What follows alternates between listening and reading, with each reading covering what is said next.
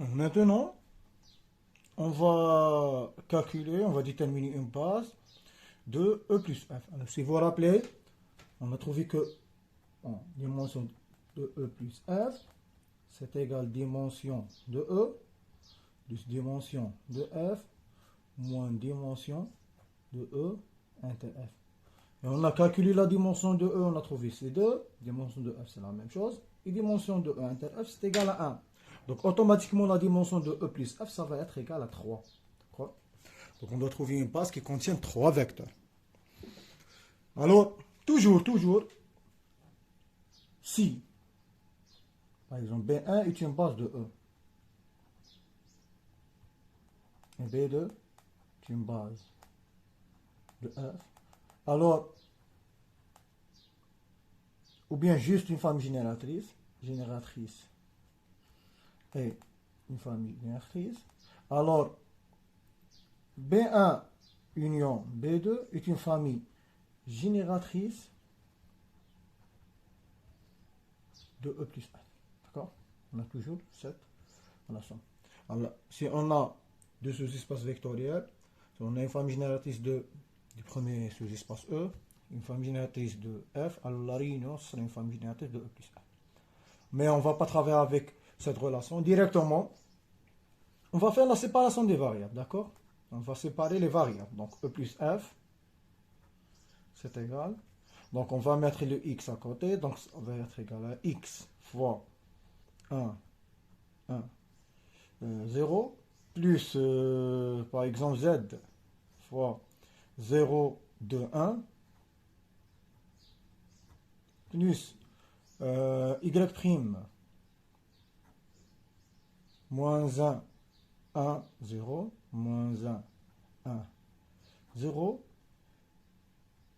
plus z prime fois moins 2, 0, 1, moins 2, 0, 1, avec x, z, y prime, z prime appartient à R. D'accord? Alors on a déjà noté ces vecteurs par, je crois, U1, U2, V1, V2. Donc c'est U1, U2. Là c'est moins 2, d'accord? Donc c'est U1, U2. Et on a noté, je crois, V1, V2. D'accord? C'est les vecteurs qu'on a déjà trouvés. Donc, ce qui implique que la famille qu'on va noter B, qui contient U1, U2, V1, V2, est une famille génératrice de E plus F. D'accord? Alors maintenant, on est sûr que cette famille n'est pas une base. Je vous dis pourquoi. Puisque E plus F, il est inclus dans R3. Puisque E est un sous-espace de R3 et F est un sous-espace vectoriel de R3, donc la somme reste dans R3. Donc, la dimension de E plus F, ce qui implique que la dimension de E plus F était inférieure ou égale à la dimension de R3, qui est égale à 3. Par contre, le cardinal là, c'est égal à 4. La même chose, d'après cette relation, on a montré que la dimension de E plus F, c'est égal à 3. Par contre, que cette famille est une famille de 4 vecteurs. Donc, cette famille ne sera jamais une base de E plus F. Mais qu'est-ce qu'on va faire? On va essayer, en le vérifiant, si P est libre. D'accord? Alors, pour voir quel est le vecteur qu'on doit enlever, puisqu'on a 4 vecteurs et la dimension 3, donc on doit enlever un vecteur. Donc, pour montrer que cette famille est une famille libre, on prend 4 lambda. On doit résoudre l'équation lambda 1 fois U1 plus lambda 2 fois U2 plus lambda 3 fois V1 plus lambda 4 fois V plus lambda 3 fois V1 plus lambda 4 fois V2 égale à 0. Donc soit lambda 1 jusqu'à lambda 4 appartient à R. Donc on va résoudre l'équation lambda 1 U1 plus lambda 2 fois U2 3 fois U3 plus lambda 4 plus plutôt V1 lambda 4 fois V2 égale 0 de R3. Donc c'est équivalent à dire. Alors qu'est-ce qu'on va faire? On va multiplier le U1 par En quelque sorte, on va calculer cette somme avec, à la place de x, y, z, x, y, y', z', on a lambda 1, lambda 2, lambda 3, lambda 4. Et avait dit, cette quantité, c'est égal à tout simplement cette quantité. Donc, on fait la multiplication, on fait l'addition, on fait l'égalité avec 0, on trouve la première équation, on trouve lambda 1, d'accord, moins lambda 3, moins 2, lambda 4, égale à 0. Après lambda 1, moins 2, lambda 2, plus lambda 3, égale à 0. Et la dernière, c'est lambda 2, plus lambda 4, égale à 0. D'accord? Alors, maintenant, on applique la méthode du pivot de Gauss. On va noter L1. L2 qui va être échangé, ça va être égal à L2 moins L1. Et on ne va pas toucher le L3. Donc, c'est équivalent à dire lambda 1 moins lambda 3 moins 2 lambda 4 égale à 0. On fait la différence entre moins 2 lambda 2 plus 2 lambda 3 plus 2 lambda 4 égale à 0. Après lambda 2 plus lambda 4 égale à 0. Là, on peut par exemple changer ces deux colonnes, d'accord, pour avoir un système triangulaire. Donc, on va donner directement le résultat. Alors, lambda 2, ça va être égal à moins lambda 4. D'accord? Si on remplace là, donc ça va nous donner moins 2 lambda 4 avec... Là, si on remplace là, on trouve 2 lambda 4 avec le 2, ça va être à 4. Donc, lambda 3, ça va nous donner moins de lambda 4. J'espère que je n'ai pas fait des erreurs. Donc, on remplace là le lambda 3. Donc, ça va nous donner lambda 1 égale à 0. D'accord? Et vous voyez, nous avons une infinité de solutions, c'est-à-dire le système. C'est-à-dire, nous avons ce système. Lambda 1 égale à 0. Lambda 2 égale moins lambda 4. Et la dernière, c'est lambda 3 égale moins 2 lambda 4. Alors, vous voyez là, nous avons une infinité de solutions. D'accord? Nous avons une infinité de solutions, donc la famille, elle est liée. Mais quel est le lambda qui pose un problème? C'est le lambda 4. D'accord? Alors, par exemple, si on enlève là, dès le début, le V2. Donc, on enlève le lambda 3, le lambda 4. Et on fait le même travail. Donc, alors, ça sera les mêmes opérations, juste qu'on n'a pas le lambda 4. Alors, automatiquement, on va trouver à la place de lambda 4, on va mettre 0. Et on va trouver lambda 1 égale à 0, lambda 2 égale à 0 et lambda 3 égale à 0. Donc, quel est le vecteur qu'on doit enlever? On enlève le vecteur qui correspond à lambda qui pose un problème d'unicité. Puisque lambda 4, c'est le lambda qui pose un problème, donc on doit enlever le vecteur. Qu'est-ce qu'on va dire maintenant? Alors, si on enlève le V2, parce que c'est le vecteur correspond, on n'enlève pas le lambda 4, mais on enlève le vecteur correspondant au lambda 4. Alors, la famille U1, U2, V1 devient une base de E plus. D'accord? Vous pouvez vérifier facilement si vous calculez le déterminant de cette famille. Donc on va trouver le déterminant égal à 0. Alors je vais vous donner directement une autre méthode qui est plus simple que cette méthode. Elle est valable dans ce cas-là. Deuxième méthode, qui est plus simple. Alors si vous vous rappelez, on peut déterminer la dimension de E plus F sans passer par la base, d'après cette relation. D'accord? Alors, nous avons dimension de E plus F est égale à 3. Et nous avons aussi que E plus F est toujours inclus dans R3. Alors, si vous vous rappelez un rappel, E1 est égal à E2, deux espaces vectoriels ou bien deux sous-espaces vectoriels. Si, seulement si. L'un des sous-espaces ou bien l'un des espaces est inclus dans l'autre, par exemple E1 inclus dans E2, ou bien E2 est inclus dans E1. Et ils ont la même taille, c'est-à-dire la dimension de E1 égale la dimension de E2. Alors toujours pour montrer l'égalité entre deux espaces ou bien deux sous-espaces, il suffit de montrer que l'un est inclus dans l'autre et on a la même dimension. Alors puisque E plus F est toujours inclus dans R3, puisque E et F sont deux sous-espaces vectoriels de R3, alors la somme reste dans R3. D'accord? Et la dimension de E plus F, c'est égal à la dimension de R3. Alors, ce qui implique que E plus F égale R3. D'accord? Donc, pour déterminer une base, alors, n'importe quelle base, c'est-à-dire puisqu'on a l'égalité, alors n'importe quelle base de R3 est une base de E plus F.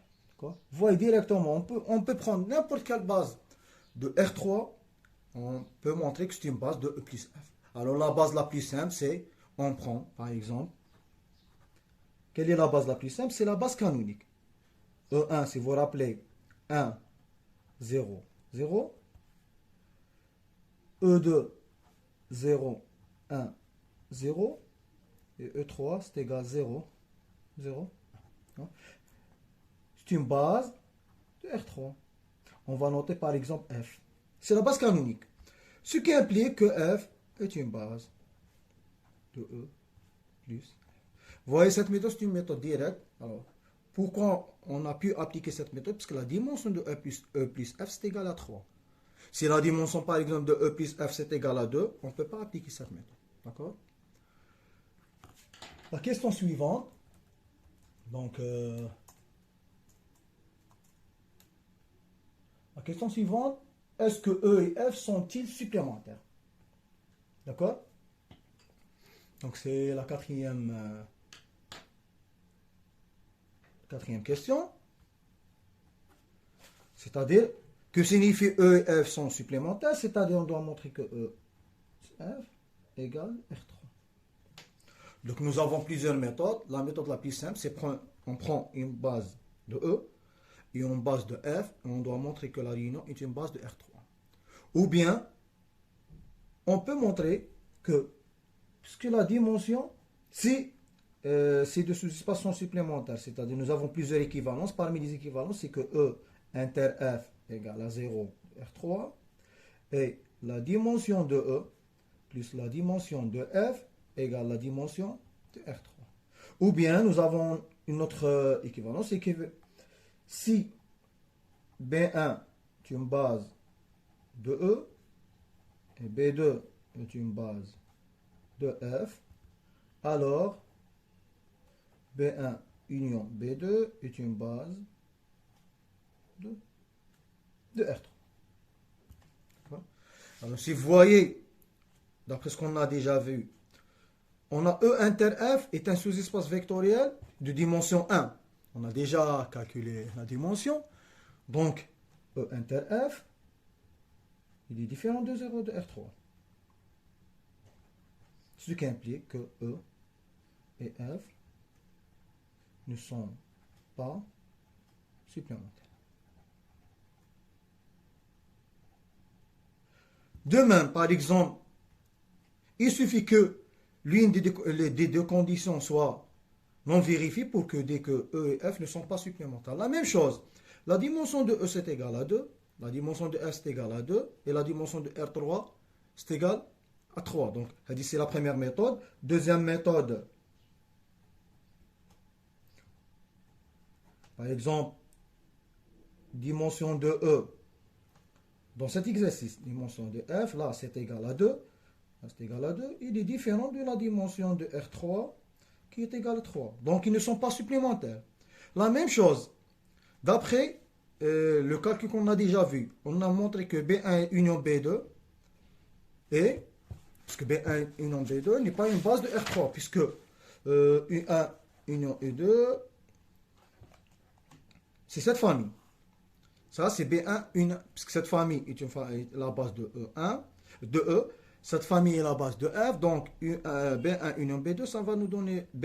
Mais vous voyez, cette famille n'est pas une base de R3, puisque le cardinal c'est 4, et la dimension de R3, c'est 3. Donc on peut même justifier que ces deux sous-espaces ne sont pas supplémentaires. D'accord? Donc, on peut même montrer que ces deux sous-espaces ne sont pas supplémentaires par cette relation. D'accord?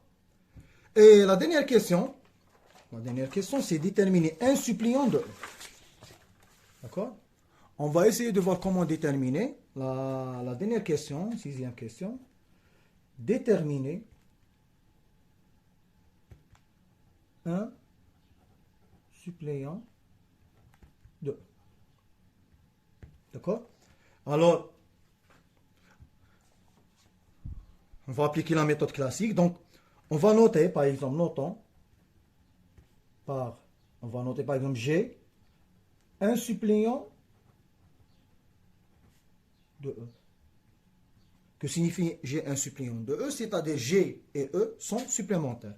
C'est-à-dire, on va noter étoile, relation, étoile, c'est équivalent à dire que G plus E égale R3. Alors maintenant, on va voir quelle est la taille de G, c'est-à-dire quelle est la dimension de G. Alors, d'après ce qui sont supplémentaires, donc ils doivent vérifier ces deux conditions. Bon, parmi les conditions, donc c'est G inter E égale à 0 de R3. Et la condition la plus importante, c'est dimension de G plus la dimension de E qui est égale à la dimension de R3. D'accord?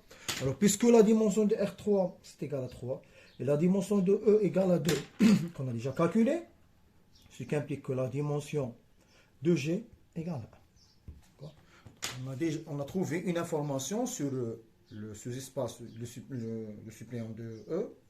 Alors, la dimension de G égale à 1. Donc, à la place de chercher le G, il suffit de chercher une base de G. D'accord? Alors, on va noter soit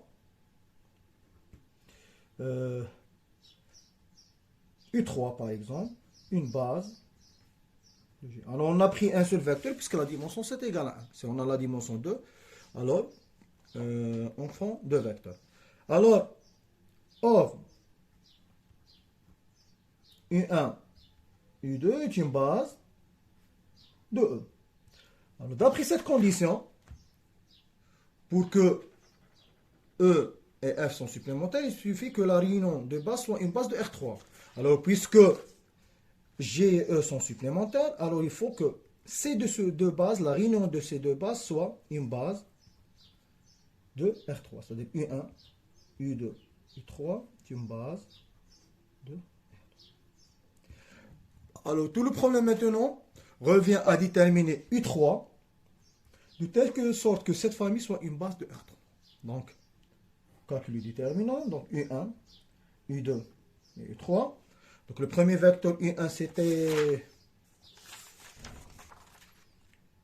donc U1 c'est 1, 1, 0, 1, 1, 0, après 0, moins 2, 1, et après on doit chercher une base, un déterminant, un vecteur de telle sorte que ce déterminant soit différent de là. Alors si vous vous rappelez, on a déjà fait cette question dans la première question, si je me souviens.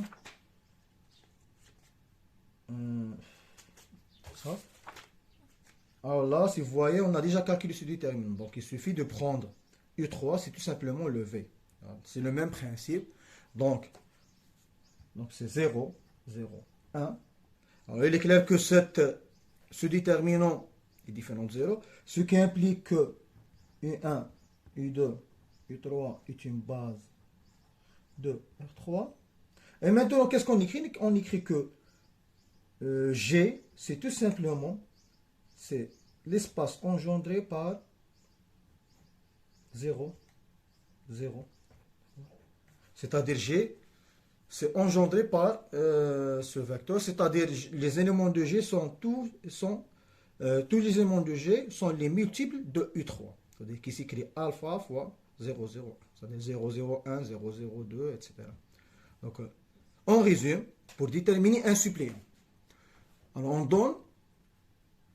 on note par exemple un G, un suppléant. D'accord? Après, on détermine la taille de ce sous-espace vectoriel, c'est-à-dire on détermine la dimension. Pour déterminer la dimension, on utilise cette relation. D'accord? Alors, à la place de chercher le G, on doit chercher une base de G. Alors, pour chercher une base de G, on va noter si la dimension 2 est égale à 2G égale à 1, on va prendre un seul vecteur. Si la dimension 2 est égale à 2, on prend deux vecteurs. Et on fait la réunion de la base de G et la base de E pour avoir une base de R3. Donc, puisque cette famille est une base de R3, donc le déterminant est différent de 0. Donc tout le problème revient à chercher un U3 de telle sorte que ce déterminant soit différent de 0. D'accord?